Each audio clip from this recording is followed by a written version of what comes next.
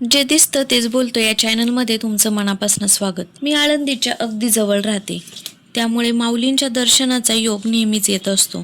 मंदिराजवळच्या अनेक गोष्टी वर्षानुवर्ष पाहत आले, मनात साठत राहिल्या, पण आज वाटलं तुमच्याबरोबर शेअर कराव्या. जे अनुभव आहेत ते तुमच्यासमोर प्रामाणिकपणे मांडण्याचा प्रयत्न. मंदिराकडे जात असताना काही दृश्यांनी मनाला खूप वाईट वाटलं. मंदिराच्या परिसरात रस्त्यावर कचऱ्यांमध्ये देवतांचे फोटो टाकलेले दिसले. ज्या देवाला घरात देवाऱ्यात ठेवतो, रोज सेवा करतो, त्या देवाची अशी अवस्था. इथे दर्शनाला येणाऱ्या लोकांनी असे कृत्य करणं किती योग्य आहे? श्रद्धा म्हणजे फक्त हात जोडणं असतं का? की त्या श्रद्धेचा आदर कृतीतून दिसायला हवा? परिसरात सुरू असलेली विकास कामं दिसली. घाटाचं सुशोभीकरण, नवीन फरशी बसवण्याचं काम आणि परिसर अधिक सुंदर करण्यासाठी सुरू असलेले प्रयत्न चांगलं वाटलं. कारण भक्ताला वाटतं की आळंदी अधिक स्वच्छ, सुंदर आणि व्यवस्थित व्हावी.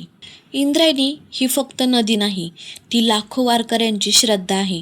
संत ज्ञानेश्वर माऊलींच्या इतिहासाची आणि भक्त परंपरेची साक्षीदार आहे. पण आज अनेक ठिकाणी पाण्याचा रंग काळपट हिरवा दिसतो.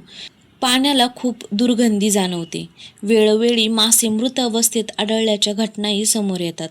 काही पत्रकार, सामाजिक कार्यकर्ते, वारकरी आणि स्थानिक नागरिक अनेक वर्षापासून सांगत आहे की प्रक्रिया न केलेलं सांडपाणी आणि दूषित पाणी नदीत मिसळत असल्यामुळे नदीत प्रदूषण वाढत आहे. काही रासायनिक केमिकलयुक्त पाणी देखील नदीत सोडलं जातं आणि त्याचबरोबर दर्शनाला येणारी लोक देखील इंद्रायणीमध्ये फुलं, कचरा, प्लॅस्टिक असं सामान टाकत असतात. म्हणून दर्शनाला येताना कृपया नदीत प्लॅस्टिक, निर्माल्य, फुलं किंवा कोणताही कचरा टाकू नका. आळंदीला आपल्या घरासारखं आणि इंद्रायणीला आपल्या आईसारखं माना. जर प्रत्येकाने एक छोटंसं पाऊल उचललं तर उद्या आपल्या पुढच्या पिढीला स्वच्छ इंद्रायणी आणि सुंदर आळंदी पाहायला मिळेल. काही दिवसापासून इंद्रायणी कचरामुक्ती अभियान राबवण्यात येत आहे. अनेक तरुणी स्वतःहून पुढाकार घेत मोठ्या प्रमाणात कचरा साफ करतात. इंद्रायणीमध्ये काही लोक आंघोळ करतात, लहान मुलांना देखील उतरवतात. तर त्यांना या व्हिडिओच्या माध्यमातून एक सांगणं आहे की कृपया असं करू नका, कारण इंद्रायणीचं पाणी खरंच खूप खराब आहे. आपल्या आरोग्याची काळजी घ्या. त्यानंतर स्थानिक स्तरावरही स्वच्छतेला अधिक गती मिळाल्याचं दिसतं. या उपक्रमात सहभागी झालेल्या प्रत्येकाचं मनापासून कौतुक करावं तेवढंच कमीच. आळंदी नगर परिषद आणि देवस्थान समितीच्या वतीने नियमित स्वच्छता मोहीम राबवली जाते. एकादशीच्या दिवशी विशेष स्वच्छता अभियान आयोजित केलं जातं. ही देखील कौतुकाची बाबच आहे.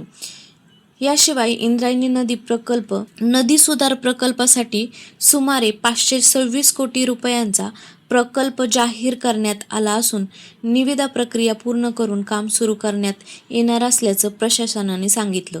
हा प्रकल्प पुढील 2 वर्षात पूर्ण झाल्यानंतर शहरवासियांना आणि आळंदीत येणाऱ्या लाखो वारकऱ्यांना स्वच्छ पाणी मिळेल असा दावा करण्यात आला. आम्हालाही मनापासून वाटतं की हे काम वेळेत पूर्ण व्हावं आणि आळंदी खरंच स्वच्छ, सुंदर आणि प्रदूषणमुक्त व्हावी. पण हा विषय अनेक वर्षापासून चर्चेत आहे, त्यामुळे आता फक्त आश्वासनं नको, तर प्रत्यक्ष बदल पाहायला मिळावा एवढीच अपेक्षा. त्यानंतर थोडं पुढं गेल्यावर एका भिंतीवर पिण्याचं पाणी असा मोठा फलक लिहिला होता. पण त्या पाण्याची अवस्था अशी होती की हात देखील लावू शकत नाही. लाखो भाविक इथे येत असतात. त्यांना पिण्याचं पाणी अशा अस्वच्छ जागेत भेटणं म्हणजे तिथं कोणी पाणी पितच नाही तो वेगळा विषय, पण याची आळंदीच्या देवस्थाननी दक्षता घेणं गरजेचं आहे. त्यानंतर मंदिरात प्रवेश केला आणि वातावरण पूर्णपणे बदललं. अनेक वारकरी शांतपणे ज्ञानेश्वरी वाचत बसले होते. मंदिरात एक वेगळीच प्रसन्नता आणि सकारात्मक ऊर्जा जाणवत होती. तेव्हा मनात एक विचार, समस्या श्रद्धेची नाही, समस्या आपल्या वागण्याची आहे. माऊलींनी आपल्याला भक्ती शिकवली, सेवा, स्वच्छता आणि जबाबदारी शिकवली, परंतु खरंच हे भाविक असं वागतात का? असो.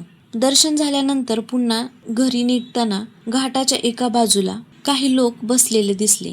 त्यांच्यापैकी काही जण दारू पीत बसलेले दिसले. ते पाहून तर अजूनच वाईट वाटलं, कारण आळंदी ही केवळ पर्यटन स्थळ नाही, संत ज्ञानेश्वर माऊलींची पवित्र भूमी आहे. अशा ठिकाणी प्रत्येकाने त्या भूमीचा आणि त्या संस्कृतीचा आदर राखणं ही आपली जबाबदारी आहे. आणि याकडं देवस्थान समितीच्या पदावर असणाऱ्या लोकांनी देखील लक्ष ठेवणं गरजेचं आहे. जर आज आळंदी स्वच्छ, सुंदर दिसली तर आपण पुढच्या पिढीला आपण अजून इतिहास खोलपर्यंत सांगू शकतो. माऊलींच्या चरणी एकच प्रार्थना, आमची श्रद्धा कायम राहू आणि त्याचबरोबर आमची जबाबदारीही वाढू. इंद्रायणी स्वच्छ ठेवा, आळंदीचा मान राखा, हीच माऊलींना खरी आदरांजली असेल.